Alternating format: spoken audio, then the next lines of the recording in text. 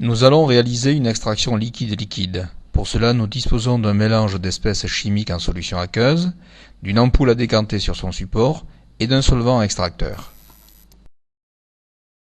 Du diode dans une solution aqueuse d'iodure de potassium ainsi que du sulfate de cuivre en solution aqueuse constituent le mélange.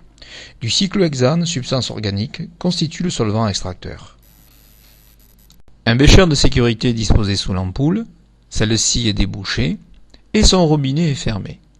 Par la suite, le mélange est introduit délicatement à l'intérieur de l'ampoule.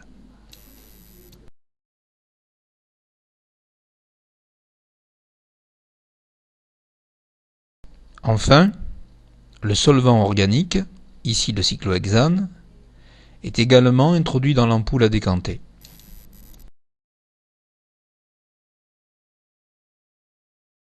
L'ampoule à décanter est bouchée, puis elle est retirée de son support.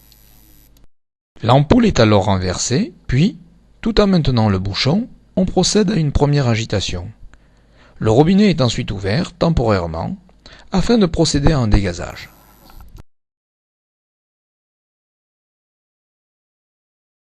Cette opération est réalisée à 2 ou 3 reprises. Puis, l'ampoule est redressée et disposée à nouveau dans son support. On débouche alors l'ampoule à décanter et on laisse la décantation s'opérer. Après décantation, la phase organique, non miscible à l'eau, est moins dense que celle-ci sur nage. En ouvrant le robinet, on recueille la phase aqueuse qui contient le sulfate de cuivre.